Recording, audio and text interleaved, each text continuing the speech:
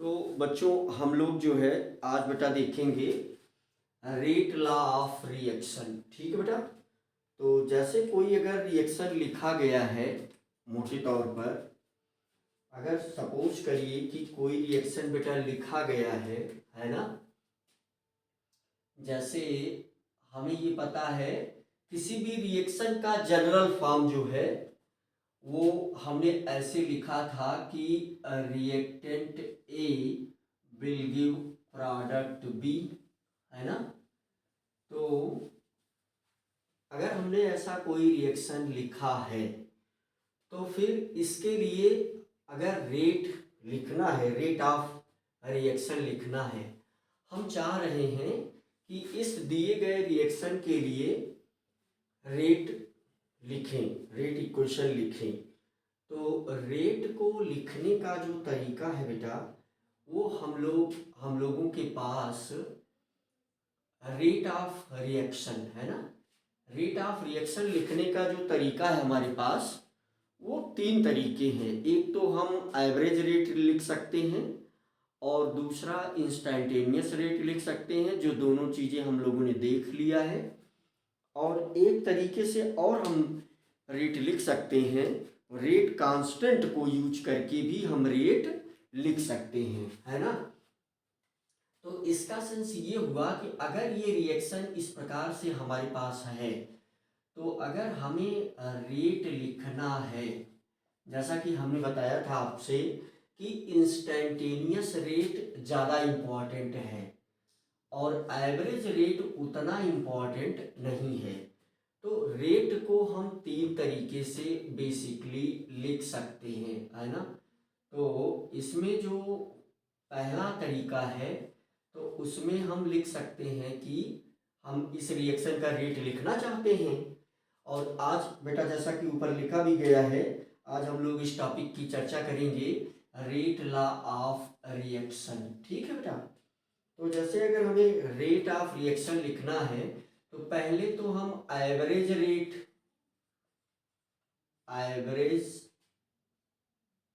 Of reaction, average rate of reaction, अगर हम इसके लिए लिखना चाहें एवरेज रेट ऑफ रिएक्शन, अगर हम एवरेज रेट ऑफ रिएक्शन लिखना चाहते हैं बेटा तो बहुत आराम से हम इसको लिख सकते हैं। क्या लिख सकते हैं कि टोटल कंसंट्रेशन चेंज, अगर सपोज हम उसे डेल्टा ए से रिप्रेजेंट कर दें, total concentration change upon total time, तो एक प्रकार से हम ये लिख सकते हैं टोटल टाइम इंटरवल, है ना, जो भी टाइम ड्यूरेशन लगा।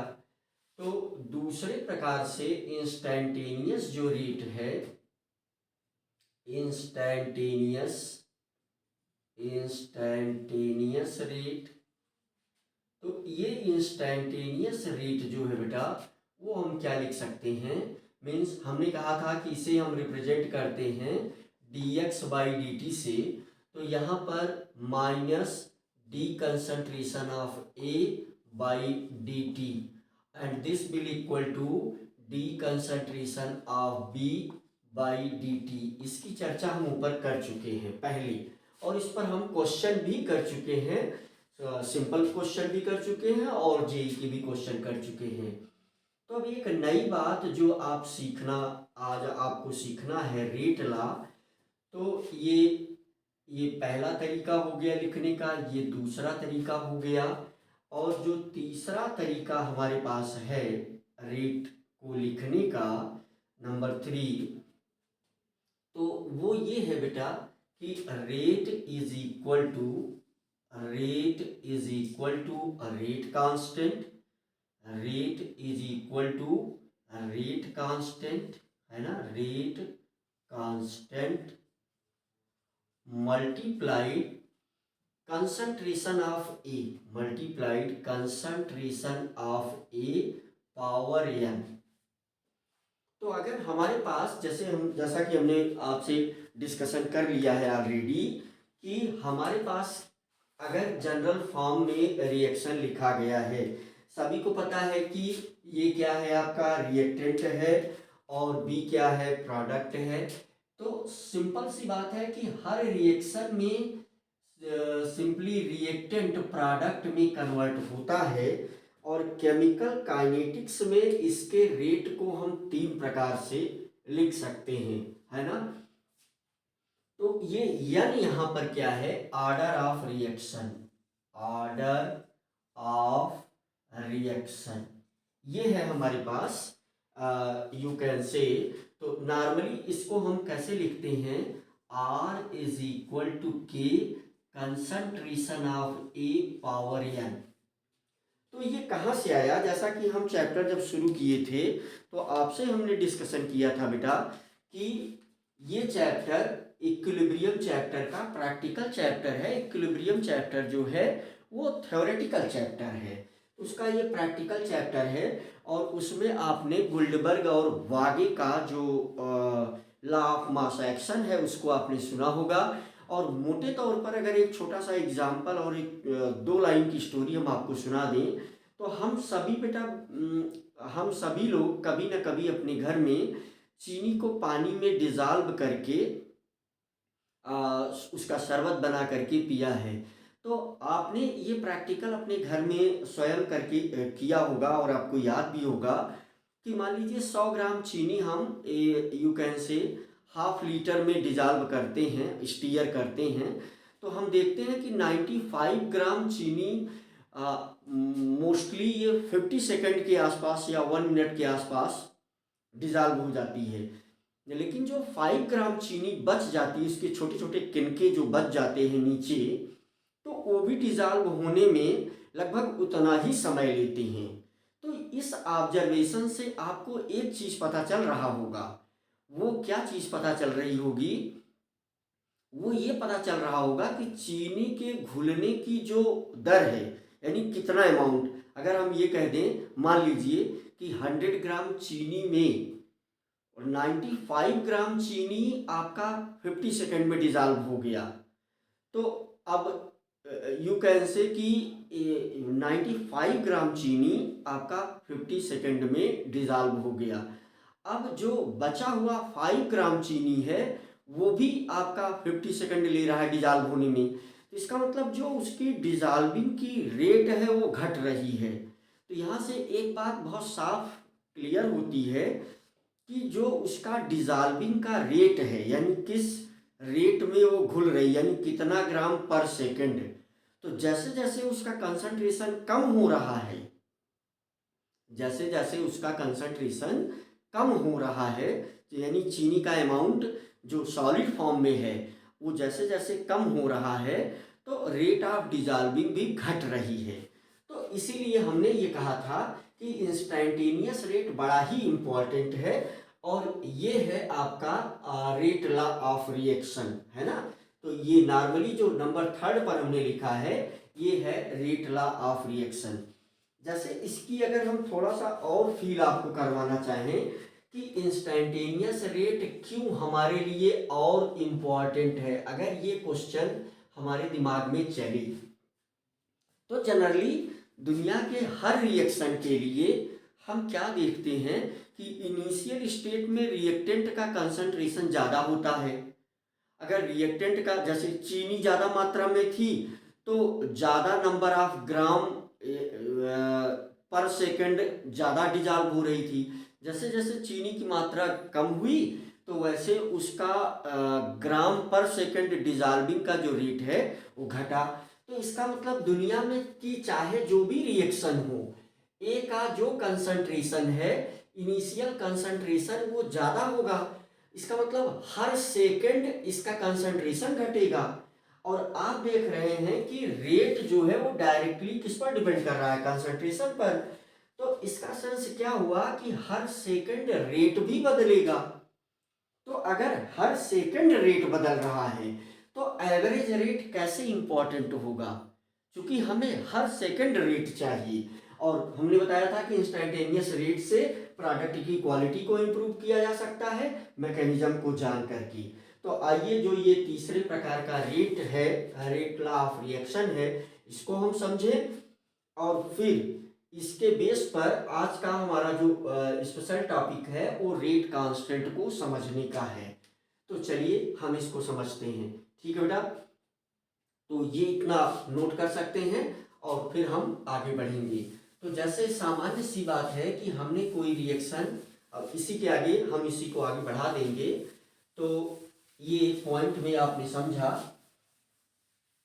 दूसरी बात जो अब हम ये समझने वाले हैं, तो जैसे लॉ ऑफ मास एक्शन आपको याद होगा, ये कोई एक जनरल रिएक्शन, मैं फिर से वही जनरल रिएक्शन लिखूंगा कि ए गिव्स बी, है ना। ये कोई जनरल रिएक्शन लिखी जा रही है। ये आपका क्या है, रिएक्टेंट है, और ये आपका प्रोडक्ट है। ये अगर ऐसा हो रहा है तो इसके लिए हमने क्या कहा कि जो लॉ ऑफ मास एक्शन है वो क्या है कि रिएक्टिविटी ऑफ, यू कैन से रिएक्टिविटी ऑफ एनी रिएक्टेंट, है ना। तो या rate of reaction is basically depend upon the concentration of reactant. You can say concentration of reactant is directly proportional, है ना। You can say rate is directly proportional to initial concentration with suitable power raised on concentration term, है ना। तो इसका मतलब कि rate जो है, ये rate is directly proportional to concentration of A with suitable power. वो पावर मान लेते हैं हम एन। अब सभी बच्चों को पता है कि इस प्रोपोर्शनलिटी साइन, यही क्या है, गुल्डबर्ग और वागे का लॉ ऑफ मास एक्शन। तो यहां से अगर हम प्रोपोर्शनलिटी साइन को हटा रहे हैं तो हम एक कांस्टेंट यूज करेंगे। तो ये this will equal to K concentration of K concentration of A power n, और एन को हमने क्या लिखा, ऑर्डर ऑफ रिएक्शन। तो बहुत सिंपल सिंपल चीजें हैं। ये है आपका रेट कांस्टेंट, और ये जो बीच में लिखा गया है इसे हम बोलेंगे क्या, concentration of A, concentration of A, concentration of A, और एन को हमने क्या बताया, ये है आपका ऑर्डर ऑफ रिएक्शन, राइट। तो यहाँ से हमें जो जानने का इरादा है वो स्पेशली आज की क्लास में, तो वो है कि हम के को समझेंगे और आर्हेनियस के इक्वेशन को समझेंगे, ग्राफ ड्रा करेंगे। तो ये चीजें हमें करना है आज, लेकिन उससे पहले थोड़ा सा डिस्कशन आपके साथ। Means rate of reaction is directly proportional to concentration of reactant with suitable power raised on concentration term। ठीक है बेटा, तो यहां से ये इसे हम बोलेंगे रेट इक्वेशन, है ना। तो और यही इसे ही हम बोलते हैं रेट लॉ ऑफ रिएक्शन। तो यहां से हम कांस्टेंट की यूनिट भी निकाल लेंगे। छोटे छोटे क्वेश्चन कांस्टेंट की यूनिट पर भी पूछे जाते हैं। तो जैसे अब अगर हम के को डिफाइन करें पहले, तो सिंपल सी बात है, यहां से हम लिख सकते हैं K is equal to R upon concentration of A power n, है ना। तो यहां पर के, अगर ए की वैल्यू सोचो जरा, अगर कंसंट्रेशन ऑफ ए की वैल्यू 1 हो जाए, कंसंट्रेशन ऑफ ए की वैल्यू 1 हो जाए, तो यहां से आपको क्या मिल जाएगा, के इज इक्वल टू आर, और आर ही क्या है, रेट ऑफ रिएक्शन है। तो यहां पर इस के को स्पेसिफिक रेट ऑफ रिएक्शन बोलेंगे या स्पेसिफिक रेट कांस्टेंट बोलेंगे। तो यहां से के को हम बोलेंगे स्पेसिफिक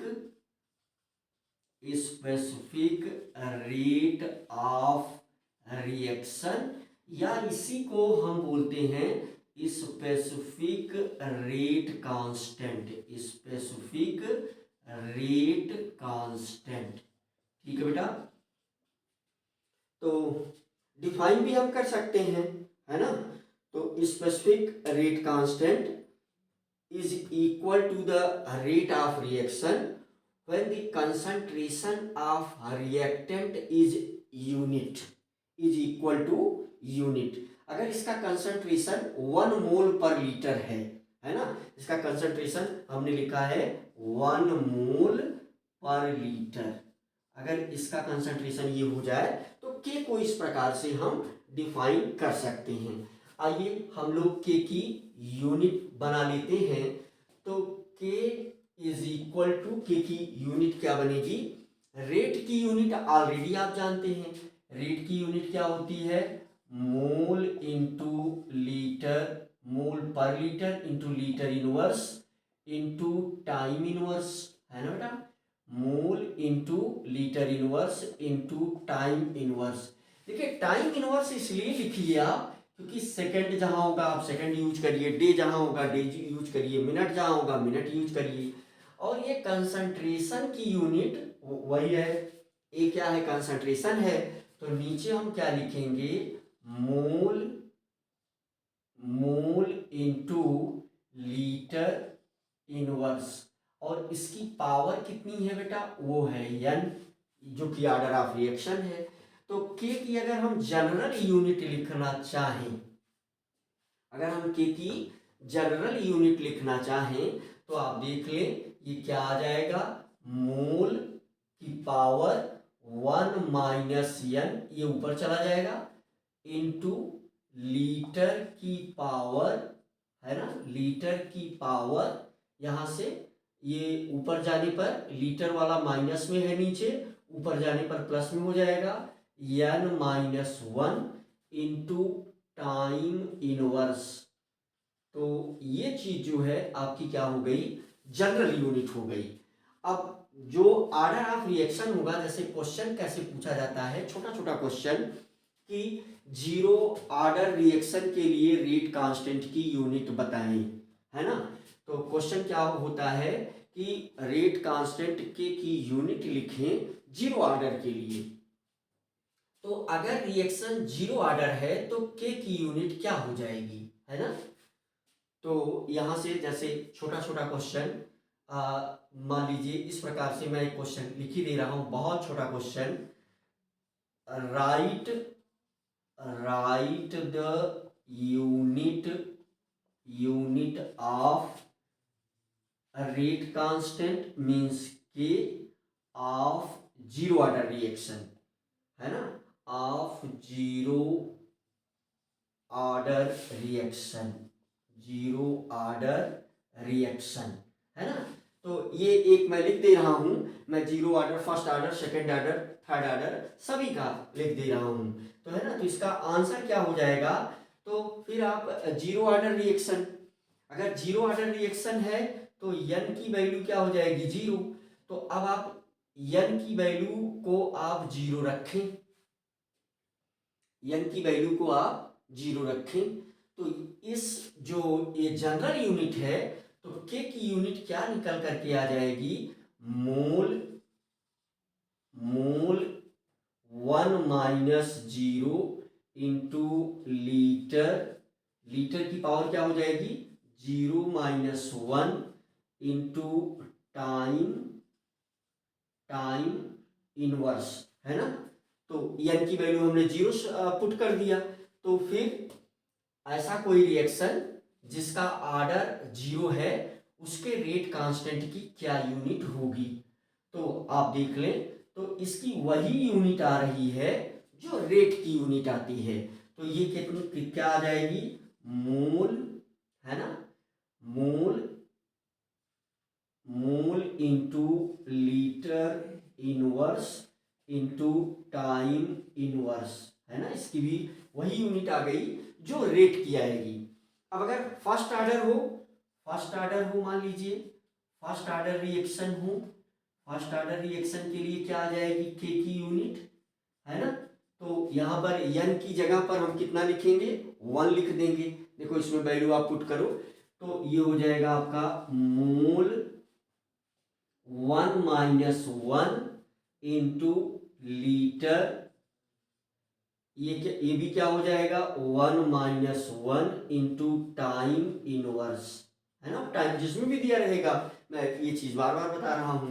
तो आप देखिए यहाँ भी जीरो हो जाएगा, यहाँ भी जीरो हो जाएगा, और आपको पता है कि किसी भी चीज की पावर जीरो की मीनिंग होती है 1। तो इसकी जो यूनिट आ जाएगी आपके पास वो आ जाएगी टाइम इनवर्स, है ना। टाइम इनवर्स का मतलब ये क्या हो सकती है, ये हो सकती है सेकेंड इनवर्स, ये हो सकती है मिनट इनवर्स, ये हो सकती है आवर इनवर्स, तो ये कुछ भी हो सकती है ना, जो जिसमें भी दिया रहेगा वो आप कैलकुलेट कर लेंगे। ऐसे ही अगर आप सेकेंड ऑर्डर रिएक्शन के लिए, सेकेंड ऑर्डर रिएक्शन के लिए और थर्ड ऑर्डर रिएक्शन के लिए यहाँ वैल्यू आप सब पुट करके, अगर सेकेंड ऑर्डर होगा तो 2 यहाँ रख देंगे, तो मोल पावर -1 यहाँ 2 रख देंगे into litre into time inverse, second order के लिए हो गया। थर्ड ऑर्डर के लिए क्या करेंगे आप, यहाँ 3 रख देंगे, तो मोल पावर -2 हो जाएगा, लीटर स्क्वायर हो जाएगा, टाइम इनवर्स हो जाएगा, है ना। तो फर्स्ट सेकंड थर्ड ऑर्डर के लिए इस प्रकार से, जीरो ऑर्डर के लिए रेट कांस्टेंट की यूनिट आप कैलकुलेट कर सकते हैं, जो कि पूछा जाता है ना बेटा। तो अब जो नेक्स्ट चीज की हम लोग चर्चा करने वाले हैं वो कौन से फैक्टर हैं जो रेट कांस्टेंट को इन्फ्लुएंस करते हैं। तो जो हमारी अब मेन हेडिंग है वो ये है कि फैक्टर्स इन्फ्लुएंसिंग रेट कांस्टेंट। तो हमारे पास अब जो अगली हेडिंग है वो क्या है, फैक्टर्स इन्फ्लुएंसिंग रेट कांस्टेंट की। तो वो कौन से फैक्टर हैं जो रेट कांस्टेंट को इन्फ्लुएंस करते हैं।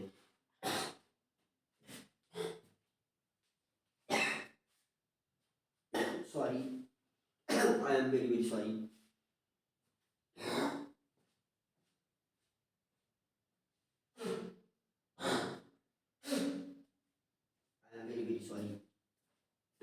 पता नहीं कैसे लग रहा है बेटी, मेरे मुख में छोटा सा कोई चीज चला गया, आई एम वेरी सॉरी। तो फैक्टर्स इन्फ्लुएंसिंग रेट का I am sorry rate constant. तो यहाँ पर बेटा 2 फैक्टर हैं जो रेट को इन्फ्लुएंस करते हैं। तो पहला फैक्टर क्या है, फर्स्ट फैक्टर है बेटा टेम्परेचर। टेम्परेचर क्या करता है, रेट कांस्टेंट को इन्फ्लुएंस करता है। और दूसरा जो फैक्टर है वो है कैटलिस्ट। दूसरा फैक्टर है कैटलिस्ट।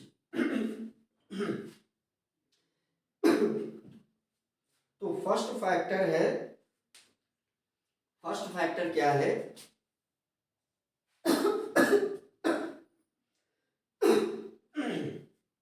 आई एम सॉरी, मैं बीच में छोड़ना नहीं चाह रहा हूं। फर्स्ट फैक्टर है टेम्परेचर और सेकंड फैक्टर है कैटलिस्ट। तो चलिए हम लोग जो है फर्स्ट फैक्टर के रिस्पेक्ट में डिस्कस करते हैं। तो फर्स्ट फैक्टर में टेम्परेचर है ना। तो आइए हम लोग देखते हैं कि टेम्परेचर जो है वो रेट कांस्टेंट को कैसे इन्फ्लुएंस करता है। तो इसमें एक टर्म आता है बेटा टेम्परेचर कॉफिशिएंट, है ना। तो टेम्परेचर कॉफिशिएंट, अब एक सामान्य सी बात है, पहले एक लाइन आप ये जान लें कि अगर टेम्परेचर हम बढ़ाते हैं तो रेट कांस्टेंट और रेट ऑफ रिएक्शन दोनों की वैल्यू बढ़ती है। इसका मतलब यहाँ से हम एक शॉर्टकट एक पॉइंट लिख सकते हैं कि अगर हम टेम्परेचर को इंक्रीज करेंगे, रिएक्शन के टेम्परेचर को इंक्रीज करेंगे, तो यहाँ से ये रेट कांस्टेंट की वैल्यू बढ़ेगी और जो रेट ऑफ रिएक्शन है ना, रेट ऑफ रिएक्शन को भी बढ़ा देगी, रेट ऑफ रिएक्शन को भी क्या करेगी, ये इंक्रीज कर देगी। इसमें टेम्परेचर कॉफिशिएंट की बात की गई है। तो टेम्परेचर कॉफिशिएंट टेम्परेचर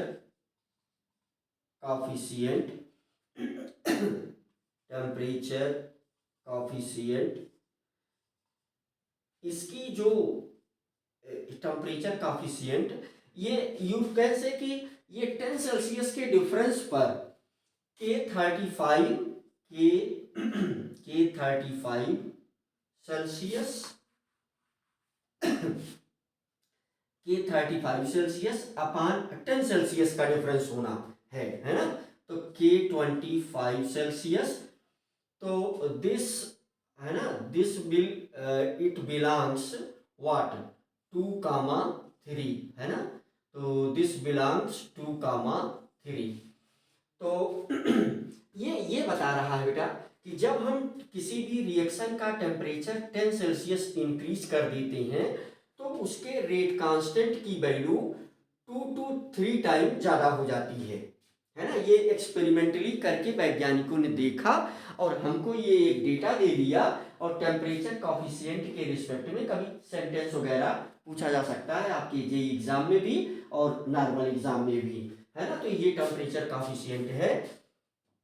फिर से मैं रिपीट कर दूं, अगर टेम्परेचर किसी भी रिएक्शन का जैसा कि 10 सेल्सियस अगर आप बढ़ा दें, मान लीजिए ये रेट कांस्टेंट है 25 सेल्सियस का, ये रेट कांस्टेंट है 35 सेल्सियस का, तो दोनों का रिलेशन ऐसे होता है कि मीन्स अगर 10 सेल्सियस टेम्परेचर इंक्रीज कर दिया गया तो रेट और रेट कांस्टेंट दोनों की वैल्यू डबल या ट्रिपल हो जाएगी।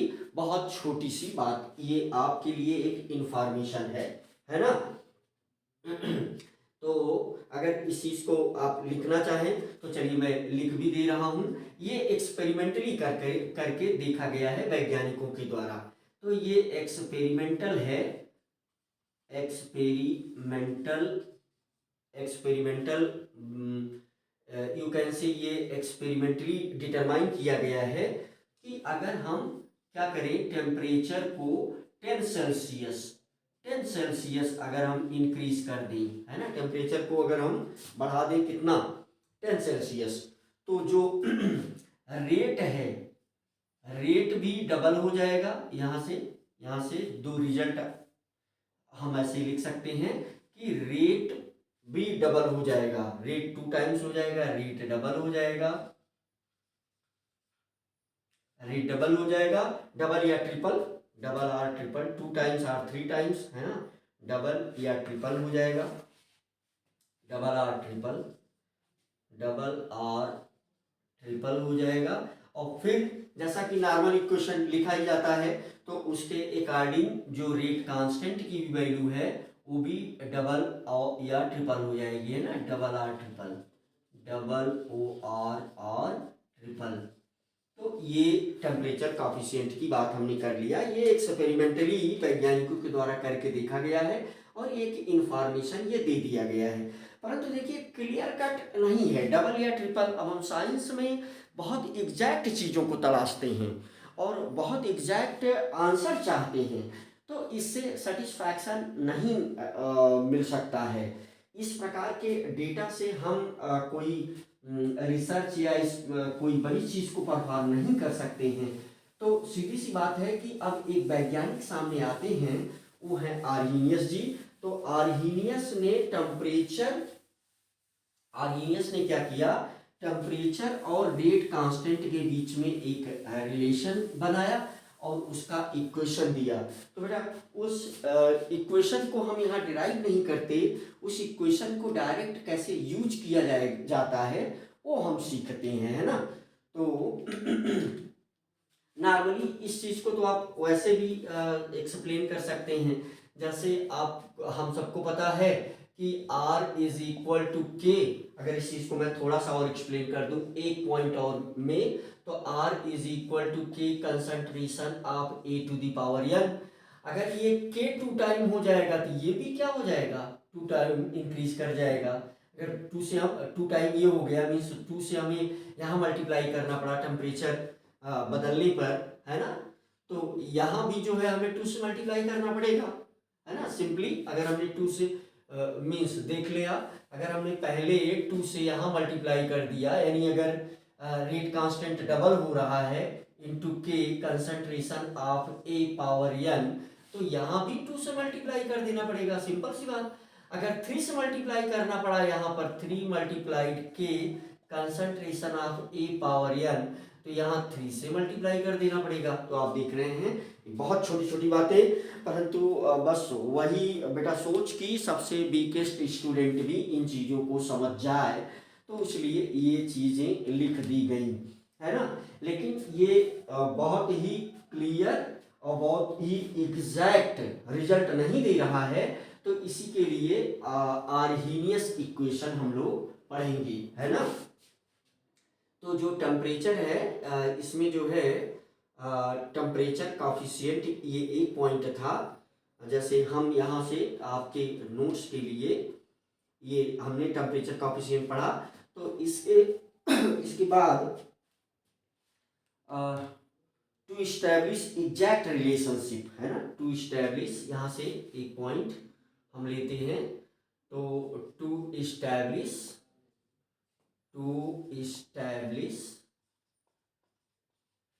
exact relationship, to establish exact relation between temperature,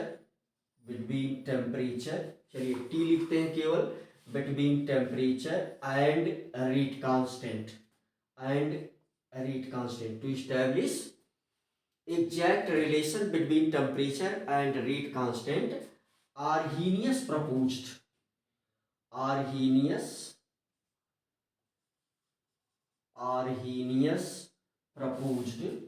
a equation. Arrhenius proposed a equation. एक इक्वेशन आर्हीनियस ने प्रपोज किया, उसी को हम आर्हीनियस इक्वेशन के नाम से जानते हैं। तो यहाँ एग्जैक्ट वैल्यू आपको मिलेगी। आर्हीनियस इक्वेशन क्या है? K is equal to A e to the power minus E A upon R T, है ना। तो यहाँ पर कि क्या है, रेट कांस्टेंट है, आप जान ही रहे हैं। ए को हम आर्हीनियस कांस्टेंट बोलते हैं, या उसी को हम फ्रीक्वेंसी फैक्टर भी बोलते हैं। तो आइए हम इसको जान लेते हैं। यहाँ पर कि आपको ऑलरेडी पता है, ए को हम बोलते हैं आर्हीनियस कांस्टेंट। ए क्या है? आर्हीनियस कांस्टेंट है, या इसी को हम जो है क्या बोलते हैं, फ्रीक्वेंसी फैक्टर भी बोलते हैं, फ्रीक्वेंसी फैक्टर बोलते हैं। और ई क्या है? बेस ऑफ नेचुरल लॉगरिथम, है ना, बेस ऑफ नेचुरल लॉग। ई क्या है यहाँ पर? Base of natural log, base of natural log, है ना, ये उसका बेस है। ये क्या है? ये है आपका, ये आपके पास क्या है? ये आपके पास है एक्टिवेशन एनर्जी। एक्टिवेशन एनर्जी क्या है? तो किसी भी, अभी के लिए आप इतना समझ लें कि किसी भी रिएक्शन में रिएक्टेंट को प्रोडक्ट में बदलने के लिए एक मिनिमम एनर्जी की आवश्यकता होती है, जिसको हम क्या बोलते हैं? Activation energy. तो बाकी हम एक्टिवेशन एनर्जी को डिटेल में देखेंगे। और हाँ, ये बात मैं यहाँ पर बहुत क्लियर कर दूं कि इस इक्वेशन से हमें दो फायदे होने वाले हैं। एक तो रेट कांस्टेंट और टेम्परेचर में साफ साफ रिलेशन पता चल जाएगा, वो पता चल चुका है ना। और दूसरा, हम उस रिएक्शन की एक्टिवेशन एनर्जी को भी कैलकुलेट कर सकते हैं। तो कैसे करेंगे, आइए हम लोग देखते हैं। अगला ये क्या है? यहाँ पर आपको पता है, ये को बोलते हैं हम activation, A for activation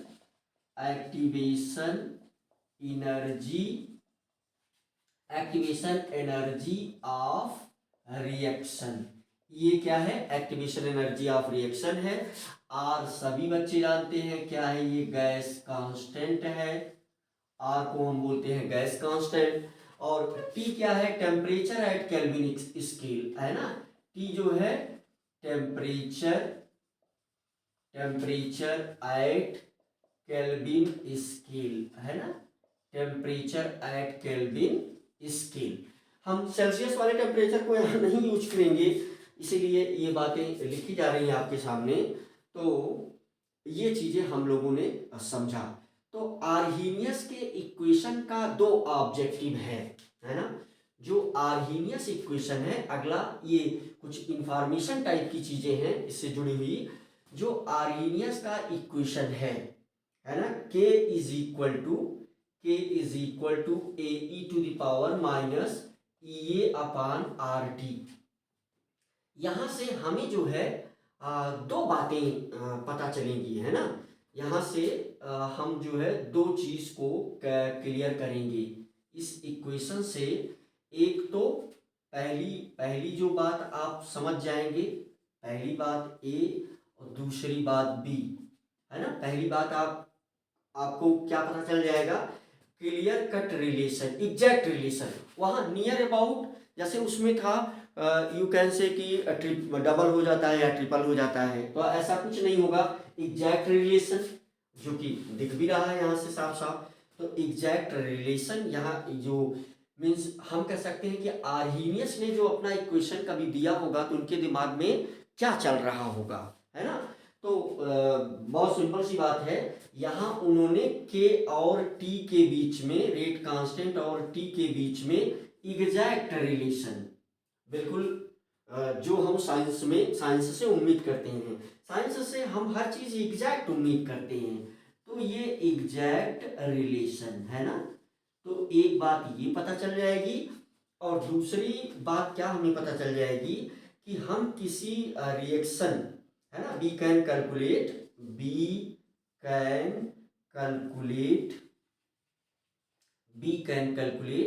activation energy E for reaction.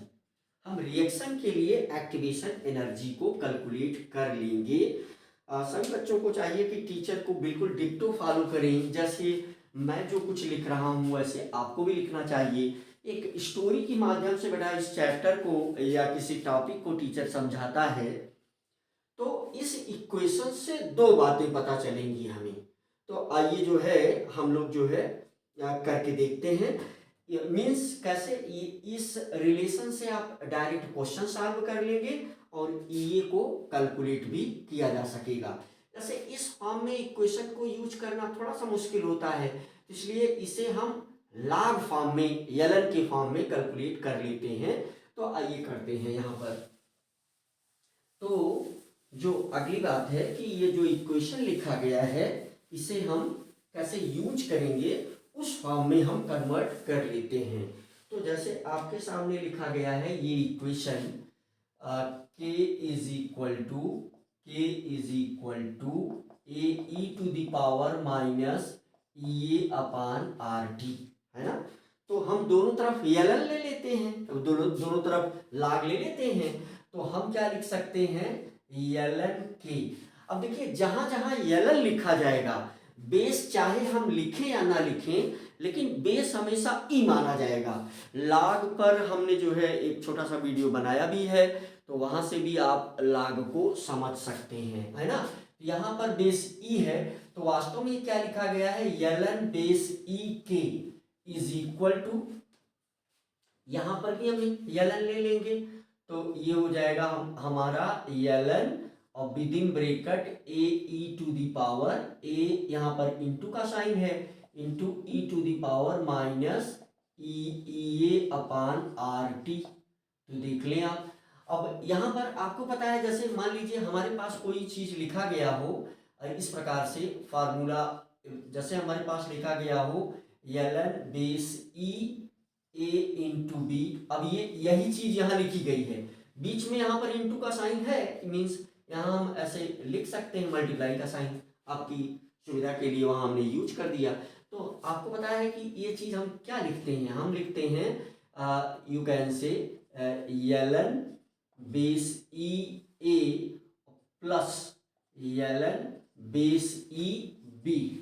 तो इस प्रकार से हम उसको भी कर लेंगे। तो अब हम हर जगह बेस नहीं लिखेंगे, जहां भी ln लिखा जा रहा है आपको ये मानना पड़ेगा कि वहां पर बेस ई ही है। तो चलिए इसको हम कैसे लिख लेंगे, इसको हम लिख लेंगे ln बेस ई के इज इक्वल टू, क्या हो जाएगा ये हमारे पास ये हो जाएगा ln ए प्लस, है ना।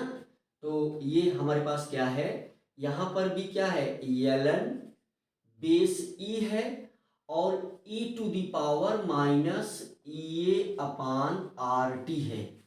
और सबको पता है कि पावर कहाँ आ जाएगी, बाहर आ जाएगी और साइन के साथ आ जाएगी, ये भी सबको क्लियर है। तो ये क्या हो जाएगा हमारा ln ए, यहाँ पर प्लस है, ये पावर के साथ ये चीज बाहर आएगी तो यहाँ पर ब्रैकेट हम लगा देंगे माइनस ए अपान क्या हो जाएगा आपका आर टी, है ना। अब बेस यहाँ ये बाहर आ गया और यहां से आपका बचा क्या ln ई। तो हम सभी को पता है कि इस क्वांटिटी जो यहां पर लिखा गया है ln बेस ई की वैल्यू कितनी आ जाती है 1, है ना। इसको हमने उस लाग वाले लेक्चर में बहुत ही क्लियर किया है। तो यहां से हमें जो इक्वेशन मिल गया, अब हमें जो मिल गया ln के, तो ln के की वैल्यू हमें मिल गई क्या कि ln A minus A upon R T. तो अब आप साफ साफ देख लें कि जैसे जैसे हम टेम्परेचर को बढ़ाएंगे बिल्कुल आराम से, अब ये जो है ये आपका, मैं थोड़ा सा मार्कर में इंक यूज करूंगा, है ना, मार्कर में इंक डालना पड़ेगा बेटा। ओके, तो देखिए आप मार्कर में मेरी इंक डाली जा रही है, मैं तब तक दूसरा मार्कर देखता हूं। ओके, तो यहां से बेटा देख लें आप, अगर जैसे जैसे हम टी को बढ़ाएंगे, देख लें आप फिर से, ये एक क्वांटिटी है हमारे सामने, आप देखें इसको, इस क्वांटिटी को आप देखें और इसके पहले माइनस लगा हुआ है। अगर आप टी बढ़ाएंगे तो इट मीन्स क्या, ये डिनोमिनेटर ये बढ़ेगा, तो डिनोमिनेटर अगर बढ़ेगा तो ये टोटल वैल्यू को घटाएगा और जब ये टोटल वैल्यू घटेगी तो इस क्वांटिटी से कम वैल्यू सब्ट्रैक्ट होगी और जब कम वैल्यू सब्ट्रैक्ट होगी तो ये के बढ़ जाएगा। बहुत ही छोटी सी बात जिसे मैं बार बार रिपीट ही कर दे रहा हूँ। इस बात को ध्यान में रख करके कि जो वीकेस्ट स्टूडेंट होगा वो भी समझ जाएगा। जैसे हम अगर टी को यहाँ बढ़ाएंगे तो ये डिनोमिनेटर बढ़ेगा, डिनोमिनेटर बढ़ेगा तो इस टोटल फ्रैक्शन की वैल्यू घटेगी और टोटल फ्रैक्शन की वैल्यू घटेगी, छोटी हो जाएगी। तो इस वैल्यू से जब हम छोटी वैल्यू घटाएंगे तो बचा हुआ रिजल्ट बड़ा होगा और अगर ये टेम्परेचर टी कम होगा तो इट मीन्स डिनोमिनेटर जो है वो कम होगा तो फ्रैक्शन की वैल्यू, पूरे फ्रैक्शन की वैल्यू बड़ी होगी और अगर इस क्वांटिटी से हम कोई बड़ी वैल्यू घटाएंगे तो ये के की वैल्यू घट जाएगी, है ना। तो टेम्परेचर के बढ़ाने से ये के बढ़ता है, यहां से ये चीज आपको साफ साफ नजर आ रही है, ठीक है बेटा। और सभी को पता है कि अगर जैसे लिखा गया है आपके सामने ln ए, तो ये होता है 2.303 log बेस 10 ए, है ना। तो ये छोटा सा फार्मूला सभी बच्चों को पता है। तो फिर हम आइए एक ग्राफ ड्रा कर लेते हैं, ठीक है बेटा। जो ग्राफ आर्यनियस ने ड्रा किया था उसके स्लोप से हम क्या निकालेंगे, एक्टिवेशन एनर्जी। अगर हमें स्लोप पता चल जाएगा तो हमें आराम से एक्टिवेशन एनर्जी मिल जाएगी। ग्राफ को आप यहां से भी ड्रा कर सकते हैं, ये वैल्यू यूज करके भी आप ड्रा कर सकते हैं। मैं ऐसा क्यों कर रहा हूं, जिससे हमारे सभी बच्चों को ये इसका जनरल जो फार्मूला है उसका एग्जैक्ट फार्मूला लॉग वाला क्योंकि जो लाग वाली चीज़ें हम कैलकुलेट करते हैं उसका बेस 10 ही होता है। जो लाग टेबल एनसीईआरटी में गिवन है वो बेस 10 पर गिवन है। तो जैसे हम यहाँ पर इस क्या लिख सकते हैं, 2.303 log base 10 K is equal to, है ना। तो यहाँ से हो जाएगा 2.303, जहाँ जहाँ log है इसको हम कन्वर्ट कर रहे हैं, तो ये हो जाएगा log base 10a minus A upon R T. ठीक है बेटा। अब अगर 2.303 से पूरे इक्वेशन को डिवाइड कर दें, 2.303 से पूरे इक्वेशन को अगर हम डिवाइड कर दें तो हमें क्या मिल जाएगा, log base 10 K is equal to log base 10a minus A upon 2.303 R T. अब देखिए इस इक्वेशन को हम कुछ इस प्रकार से लिख लेते हैं, log base 10 K is equal to, है ना। तो हम इसको बाहर y is equal to m x plus c में हम इसको क्या करेंगे, कन्वर्ट करेंगे। अब ये आ जाएगा हमारे पास minus A upon 2.303 R multiplied 1/t और प्लस में क्या बच गया हमारे पास, log बेस 10a। ठीक है बेटा।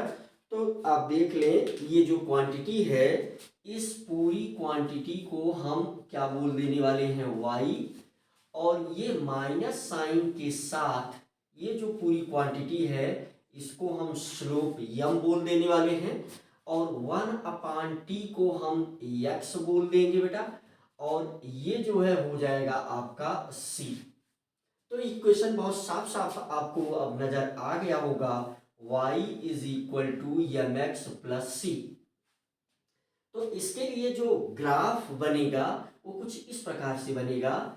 यहाँ पर हम ग्राफ किसके किसके बीच में खींचते हैं, y और x के बीच में खींचते हैं। तो इस लाइन पर हम जो है क्या करेंगे, ये ग्राफ हम ड्रा करेंगे। तो हम मानेंगे कि इस लाइन पर log बेस 10 की वैल्यू इंक्रीज कर रही है ना, log बेस 10 के की वैल्यू यहाँ पर इंक्रीज कर रही है, और यहाँ पर 1/t, ये x पर क्या होगा 1/t। तो इसका जो बेटा ग्राफ आता है वो कुछ इस प्रकार से आता है, और इसको हम अगर थोड़ा सा पीछे ऐसे बढ़ा दें, है ना, ये जो पॉइंट हमारा बनेगा ये, तो ये इंटरसेप्ट हो जाएगा। मींस यहाँ पर जो स्लोप है, जो यहाँ से जो स्लोप आएगा उसकी वैल्यू होगी क्या, माइनस ए अपान 2.303 आर। ठीक है बेटा। और यहाँ से जो ये इंटरसेप्ट की वैल्यू आएगी, है ना, ये यहाँ से लेकर के ये यहाँ तक की क्वांटिटी, है ना, तो ये हमारा क्या हो जाएगा, log बेस 10a c हो जाएगा, है ना। तो ये ग्राफ आता है। अगर हमें स्लोप मिल जाए तो हम यहाँ से एक्टिवेशन एनर्जी को आराम से कैलकुलेट कर लेंगे, क्योंकि आर की वैल्यू हमें पता है वो गैस कांस्टेंट है ना। तो इस ग्राफ से आपने क्या देखा, एक्टिवेशन एनर्जी को कैलकुलेट किया जा सकता है। ये ग्राफ से डायरेक्ट जेईई में भी क्वेश्चन आता है।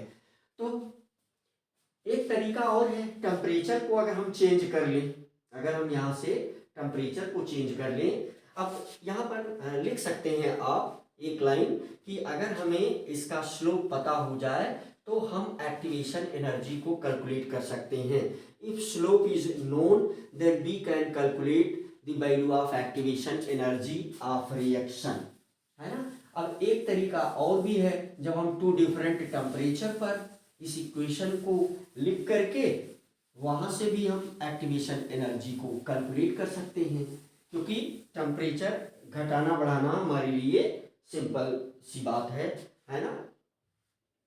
तो यहाँ से फिर हम हमारे पास ये जो इक्वेशन है ना, चलिए हम इसमें जो है नंबर दे देते हैं। इक्वेशन यहाँ पर 1।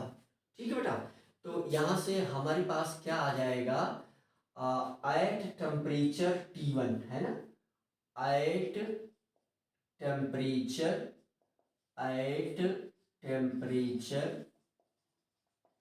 T1 and T2 equation 1 can be written as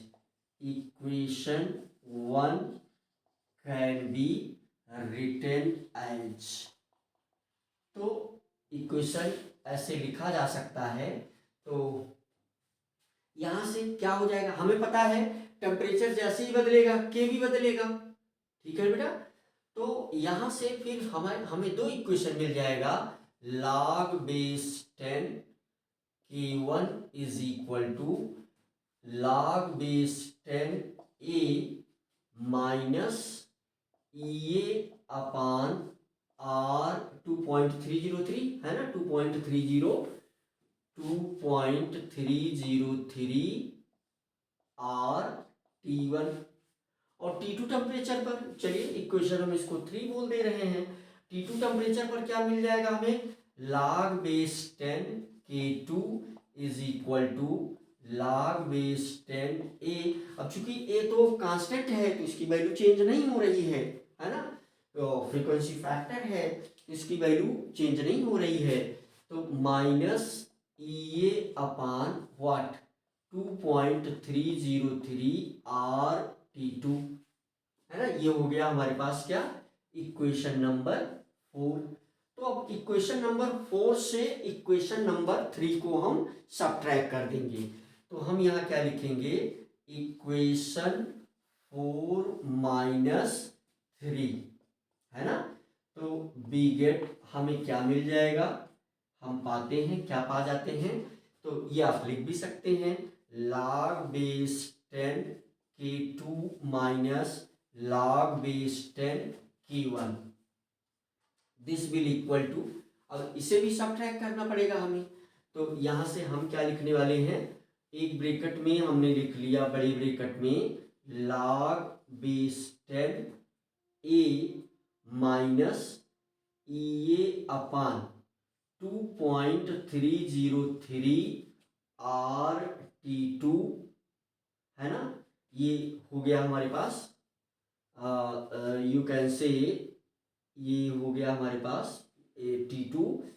यहाँ से फिर माइनस के बाद फिर हम क्या लिखेंगे, आप देख सकते हैं कि ये वैल्यू पॉजिटिव में आ जाएगी। चलिए पहले हम इसको ब्रैकेट में लिख लेते हैं, यहाँ एक हमने ब्रैकेट लगा दिया और यहाँ हम लिखेंगे log base 10 फिर माइनस क्या हो जाएगा EA अपान 2.303 R T1 है ना, ब्रैकेट क्लोज।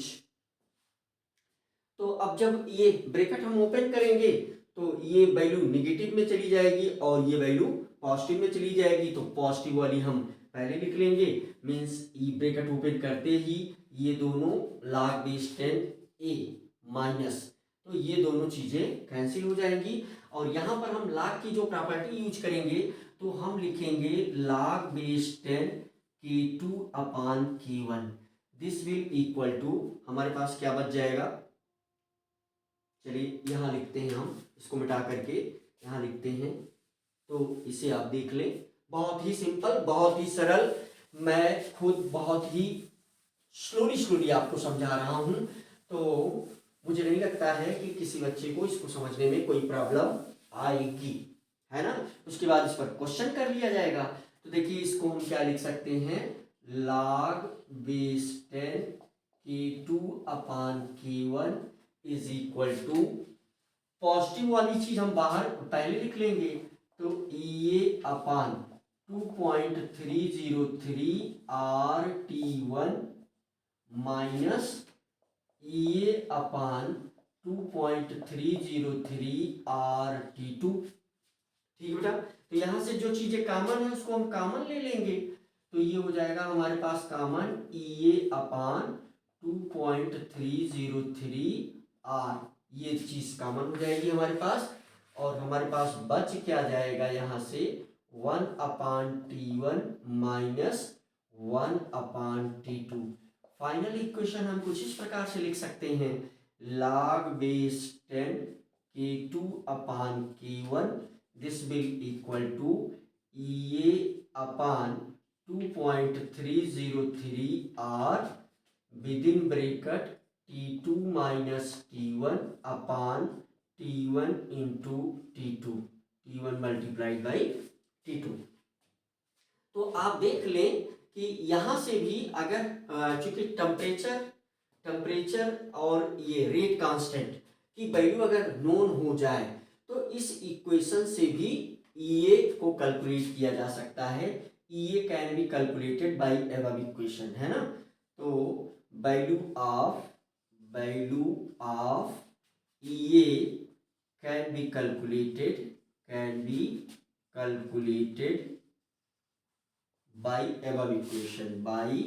Above equation. और छोटी छोटी बातें मुझे लग रहा है कि सभी बच्चे समझ रहे होंगे, है ना बेटा। तो ये फर्स्ट फैक्टर जो रेट कांस्टेंट को इन्फ्लुएंस करता है मींस टेम्परेचर। ये पहला फैक्टर जो रेट कांस्टेंट को इन्फ्लुएंस करता है वो है टेम्परेचर। और वो टेम्परेचर कैसे इन्फ्लुएंस करता है और आर्हीनियस इक्वेशन से इसका समाधान हमें कैसे मिला, ये बात हम लोगों ने सीखा। और यहाँ से भी value of EA can be calculated by above equation for any reaction, है ना, फॉर एनी रिएक्शन। किसी भी रिएक्शन के लिए अगर हमें K1 और K2 की वैल्यू पता हो और वो टू डिफरेंट टेम्परेचर पर K1 और K2 की वैल्यू पता हो तो यहाँ से भी उस रिएक्शन की एक्टिवेशन एनर्जी को बिल्कुल आराम से कैलकुलेट किया जा सकता है। दूसरा फैक्टर कैटलिस्ट कैसे इसको इन्फ्लुएंस करता है रेट कांस्टेंट को, तो उस चीज को जो है हम लोग ज़्यादा अच्छे से तो कोलिजन थ्योरी के पॉइंट को समझने के बाद, जो कोलिजन थ्योरी के पास्टुलेट्स हैं और उसका जो डिस्कशन है उसको समझने के बाद हम समझेंगे। परंतु यहाँ पर दूसरे फैक्टर को भी आइए हम जल्दी से आपके साथ डिस्कस कर देते हैं, क्योंकि हेडिंग में हमने दोनों फैक्टर लिखे थे। तो चलिए जल्दी से हम लोग देख लेते हैं कि कैटलिस्ट रेट कांस्टेंट को कैसे इन्फ्लुएंस करता है। तो अब यहाँ एक लाइन ऐसे बोल दी जाएगी जिसे आपको एक्सेप्ट करना होगा, लर्न करना होगा। तो दूसरा जो फैक्टर है, सेकंड फैक्टर है आपके पास, वो है कैटलिस्ट। तो इसका मतलब ये बिल्कुल पहले भी बता ही दिया हूं कि जो कैटलिस्ट है ये भी के को इन्फ्लुएंस करता है। तो कैटलिस्ट कैसे इन्फ्लुएंस करता है, तो in presence of positive catalyst, है ना, in presence of positive catalyst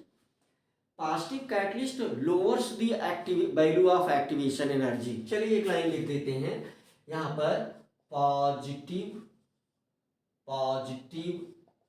catalyst lowers the value of activation energy.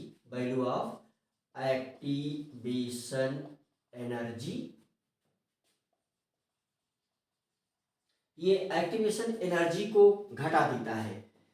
जब भी कोई रिएक्शन सपोज करिए कि ये रिएक्शन इसके लिए ग्राफ भी बनता है, तो मेरे दिमाग में बेटर आइडिया है कि वो ग्राफ आप तब समझ पाएंगे जब हम कोलिजन थ्योरी को डिटेल में डिस्कस कर लेंगे। लेकिन मैं फटाका यहाँ ग्राफ भी बना दे रहा हूँ। तो जैसे मान लीजिए कोई ये रिएक्शन A गिव्स B, अगर ये कैटलिस्ट के प्रेजेंस में हो रहा है तो यहाँ से आर्हीनियस इक्वेशन से आप बिल्कुल जो लास्ट में हमने आर्हीनियस इक्वेशन लिखा था, है ना, अगर कैटलिस्ट यहाँ कैटलिस्ट प्रेजेंट है तो ये क्या करेगा, इस रिएक्शन की जो एक्टिवेशन एनर्जी है उसको घटा देगा।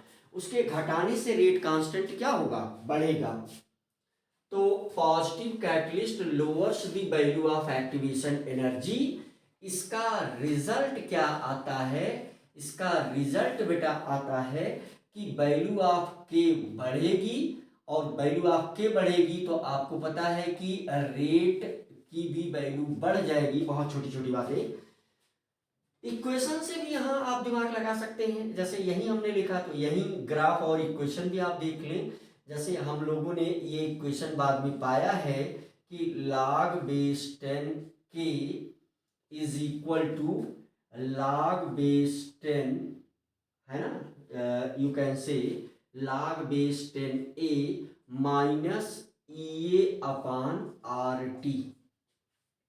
अब देखो कोई ऐसा फैक्टर जिसकी वजह से ये EA घट रहा हो, है ना। अब कैटलिस्ट ही है ऐसा फैक्टर, पॉजिटिव कैटलिस्ट, जो रिएक्शन के EA को घटाएगा। अगर EA घटाएगा तो ये टोटल वैल्यू, अगर EA कम होगा तो ये टोटल वैल्यू कम हो जाएगी। और जब कम वैल्यू इसमें से, है ना, जब EA क्या करेगा, एक्टिवेशन एनर्जी को घटाएगा, तो ये टोटल, ये फ्रैक्शनल वैल्यू कम डिक्रीज कर जाएगी। तो इसमें से जब वो घटेगी तो इसकी वैल्यू ज़्यादा निकल के आएगी, है ना। तो कैटलिस्ट जो है ये एक्टिवेशन एनर्जी को घटा देता है। अब इसमें हम लोग जो है कोलिजन थ्योरी में देखेंगे, जब एक्टिवेशन एनर्जी को घटा देता है तो उसकी वजह से भी क्या होता है, ज़्यादा नंबर ऑफ मॉलिक्यूल जो एनर्जी बैरियर है उसको क्रॉस कर जाते हैं थ्रेशोल्ड लेवल को, और फिर ज़्यादा रिएक्शन होने लगता है। लेकिन वो चर्चा अभी कोलिजन थ्योरी में हम लोग करेंगे। इसके लिए जो ग्राफ एनर्जी डायग्राम आता है तो वो कुछ इस प्रकार से एनर्जी डायग्राम आता है। तो यहाँ पर हम मान लेते हैं कि एनर्जी बढ़ रही है, और यहाँ पर हम मान लेते हैं कि प्रोग्रेस ऑफ रिएक्शन है ना, रिएक्शन आगे बढ़ रहा है। तो विदाउट कैटलिस्ट अगर कर्व कुछ ऐसा आया तो विथ कैटलिस्ट कर्व जो है कुछ ऐसा आएगा, है ना। फाइनली प्रोडक्ट तो एक ही जगह बनने वाला है ना। तो ये जो कर्व आया यहाँ पर, ये है आपकी क्या, थ्रेशोल्ड एनर्जी बैरियर, है ना। ये यहाँ से क्या आ रहा है, थ्रेशोल्ड एनर्जी बैरियर, है ना। तो ये जो ग्राफ आ रहा है, वो कर्व आ रहा है, ये विदाउट कैटलिस्ट है। रिएक्शन ये तब का कर्व है रिएक्शन का जब वहाँ उस रिएक्शन में कैटलिस्ट प्रेजेंट नहीं है। तो ये विदाउट कैटलिस्ट है। और ये वाला जो कर्व आ रहा है आपका, ये विथ कैटलिस्ट है, विथ कैटलिस्ट है ना। तो ये विथ कैटलिस्ट है। और यहाँ से हम जो है देख सकते हैं इस प्रकार से, ये जो यहाँ से ये जो है क्या है, विथ कैटलिस्ट है। विथ कैटलिस्ट जब रिएक्शन हो रही है कैटलिस्ट के प्रेजेंस में, तो एक्टिवेशन एनर्जी जो है विथ कैटलिस्ट विदाउट कैटलिस्ट, देखिए एक जो एनर्जी है वो यहाँ से, देखिए ये यहाँ तक, अब है दोनों सेम ही जगह पर, लेकिन हमें अलग अलग इसलिए बनाना पड़ जा रहा है जिससे आप समझ जाएं। और एक यहाँ से लेकर के यहाँ तक है ना, ये दोनों एक्टिवेशन एनर्जी ही है। तो ये वाली एक्टिवेशन एनर्जी तब की है जब विथ कैटलिस्ट यानी रिएक्शन में कैटलिस्ट प्रेजेंट है, और ये वाला एक्टिवेशन एनर्जी तब का है जब विदाउट कैटलिस्ट, ये भी EA की वैल्यू है और ये भी EA की वैल्यू है, ये इसके साथ है और ये इसके साथ है ना। तो ये हमने जो है कैटलिस्ट के रिस्पेक्ट में हमने देख लिया बात को कि positive catalyst lowers the value of activation energy. अगर एक्टिवेशन एनर्जी की वैल्यू घटेगी भैया तो ये टोटल वैल्यू कम हो जाएगी, और कम अमाउंट में अगर इसमें से सब्ट्रैक्ट किया जाएगा तो ये अपने आप बढ़ जाएगा। यहाँ ये हमने रिलेशन दे दिया। तो इस प्रकार से कैटलिस्ट कैसे रेट कांस्टेंट को इन्फ्लुएंस कर रहा है, टेम्परेचर रेट कांस्टेंट को कैसे इन्फ्लुएंस कर रहा है, आपने देखा। जैसा कि हमने पहले ही कहा है कि कोलिजन थ्योरी को कम से कम 2 बार पढ़ना चाहिए। तो अगला जो टॉपिक होगा हमारा बेटा वो कोलिजन थ्योरी पर ही होगा। एक बार इसे आप ठीक से देख लें।